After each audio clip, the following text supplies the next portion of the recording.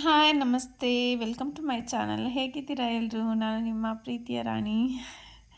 ಇವತ್ತು ನಾನು ನಿಮಗೆ ವೆಜ್ ಬೆಂಡಿ ಕಡಾಯಿ, ನಾನು ಯಾವ ರೀತಿ ನನ್ನ ಮನೇಲಿ ರೆಸ್ಟೋರೆಂಟ್ ಸ್ಟೈಲಲ್ಲಿ ವೆಜ್ ಬೆಂಡಿ ಕಡಾಯಿ ಹೇಗೆ ಮಾಡ್ತೀನಿ ಅಂತ ನಿಮಗೂ ತೋರಿಸ್ಕೊಡ್ತೀನಿ. ನೀವು ಮಾಡಿ ಮನೇಲಿ ಟೇಸ್ಟ್ ಹೇಗಿದೆ ಅಂತ ಕಮೆಂಟ್ ಮಾಡಿ, ಓಕೆನಾ? ತುಂಬ ಸೂಪರಾಗಿರುತ್ತೆ. ನೋಡೋಕ್ಕೆ ಎಷ್ಟು ಕಲರ್ಫುಲ್ ಆಗಿದೆ, ಅದೇ ಥರ ತಿನ್ನೋಕ್ಕೂ ಕಲರ್ಫುಲ್ಲಾಗಿರುತ್ತೆ. ಬೆಂಡೆಕಾಯಿ ಯಾರೂ ಇಷ್ಟಪಡಲ್ಲ, ಆದರೆ ಈ ರೀತಿ ಮಾಡ್ಕೊಂಡು ತಿಂದರೆ ಮಕ್ಕಳು, ನೀವು, ದೊಡ್ಡವರು ಎಲ್ರಿಗೂ ತುಂಬ ಇಷ್ಟ ಆಗುತ್ತೆ.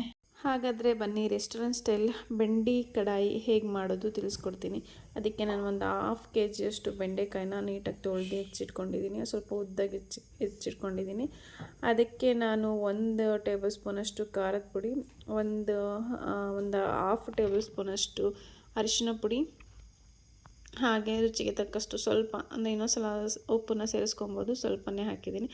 ಹಾಗೆ ನಿಂಬೆಹಣ್ಣಿನ ರಸನ ಸೇರಿಸ್ಕೊಂಬಿಟ್ಟು ಅದನ್ನು ಸ್ವಲ್ಪ ಕಡಲೆ ಹಿಟ್ಟು ಇದನ್ನು ಸೇರಿಸ್ಕೊಂಬಿಟ್ಟು ಮಿಕ್ಸ್ ಮಾಡ್ಕೊಬೇಕು. ನೋಡಿ, ಹಾಗೆ ನೀರೇನು ಹಾಕೋದು ಬೇಡ, ನಿಂಬೆಹಣ್ಣು ಹಾಕಿರ್ತೀವಲ್ಲ ಅಷ್ಟು ಸಾಕು, ಅಷ್ಟು ಮಿಕ್ಸ್ ಮಾಡ್ಕೊಬೇಕು. 3 ಟೇಬಲ್ ಸ್ಪೂನ್ ಆಯಿಲ್ ಹಾಕಿ ಮಿಕ್ಸ್ ಮಾಡಿಟ್ಕೊಂಡಂಥ ಬೆಂಡೆಕಾಯಿನ ಅದರೊಳಗಡೆ ಶಿಫ್ಟ್ ಮಾಡಿ ಸ್ವಲ್ಪ ಲೈಟಾಗಿ ಫ್ರೈ ಮಾಡ್ಕೊತಿದ್ದೀನಿ.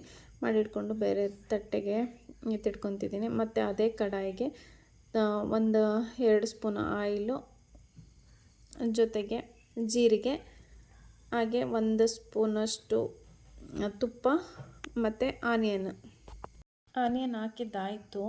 ಅದನ್ನು ಸ್ವಲ್ಪ ಗೋಲ್ಡನ್ ಬ್ರೌನ್ ಬರೋವರೆಗೂ ಫ್ರೈ ಮಾಡ್ಕೊಬೇಕು. ನೀಟಾಗಿ ಫ್ರೈ ಆದಮೇಲೆ ನಾನು 1-2 ಇಂಚು ಶುಂಠಿ, ಹಾಗೆ 5 ಹಸಿಮೆಣ್ಸಿನ್ಕಾಯಿ ತೊಗೊಂಡ್ಬಿಟ್ಟು ಸ್ವಲ್ಪ ಜಜ್ಜಿದ್ದೀನಿ. ಎಷ್ಟು ಜಜ್ಜಿದ್ರೆ ಸಾಕು, ಅದನ್ನು ಟೇಸ್ಟ್ ತುಂಬ ಚೆನ್ನಾಗಿ ಬರುತ್ತೆ. ಅದರೊಳಗಡೆ ಮಿಕ್ಸ್ ಮಾಡಿ ಸ್ವಲ್ಪ ಫ್ರೈ ಮಾಡ್ಕೊಬೇಕು. ಅದಾದಮೇಲೆ ನಾನು 3 ಟೊಮೊಟೊ ತೊಗೊಂಡ್ಬಿಟ್ಟು ಸಪ್ರೇಟಾಗಿ ಪ್ಯೂರಿ ಮಾಡಿಟ್ಕೊಂಡಿದ್ದೆ, ಅದನ್ನು ಇದರೊಳಗಡೆ ಆ್ಯಡ್ ಮಾಡ್ತಿದ್ದೀನಿ. ಅದಾದಮೇಲೆ ರುಚಿಗೆ ತಕ್ಕಷ್ಟು, ಸ್ವಲ್ಪ ಕುದಿ ಬಂದಾದಮೇಲೆ ರುಚಿಗೆ ತಕ್ಕಷ್ಟು ಉಪ್ಪು ನೋಡ್ಕೊಂಡು ಹಾಕ್ಕೊಳ್ಳಿ, ನಿಮಗೆ ಎಷ್ಟು ಬೇಕು ಅಷ್ಟು ಹಾಕ್ಕೊಂಡ್ರೆ ನಡೆಯುತ್ತೆ.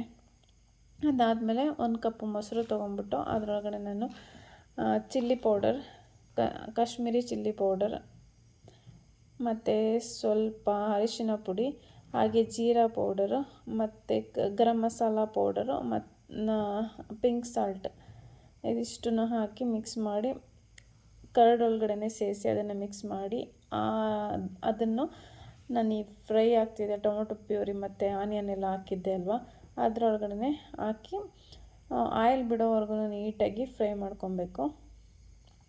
ಅದಾದಮೇಲೆ ಸ್ವಲ್ಪ ರೋಸ್ಟ್ ಮಾಡಿ ಇಟ್ಟಿದ್ವಲ್ಲ ಆ ಬೆಂಡೆಕಾಯಿನ ಈ ಗ್ರೇವಿ ಒಳಗಡೆ ಹಾಕಿ ಚೆನ್ನಾಗಿ ಮಿಕ್ಸ್ ಮಾಡಬೇಕು. ಒಂದು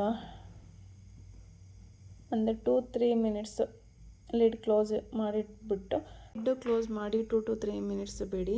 ಅದಾದಮೇಲೆ ತೆಗೆದು ನೋಡಿದ್ರೆ ರೆಸ್ಟೋರೆಂಟ್ ಸ್ಟೈಲ್ ಬೆಂಡಿ ಕಡಾಯಿ ತಿನ್ನೋಕ್ಕೆ ರೆಡಿಯಾಗಿರುತ್ತೆ. ಈ ರೆಸಿಪಿ ನಿಮ್ಗೆ ಇಷ್ಟ ಆದರೆ ಲೈಕ್ ಮಾಡಿ, ಶೇರ್ ಮಾಡಿ, ಕಮೆಂಟ್ ಮಾಡಿ. Thank you all.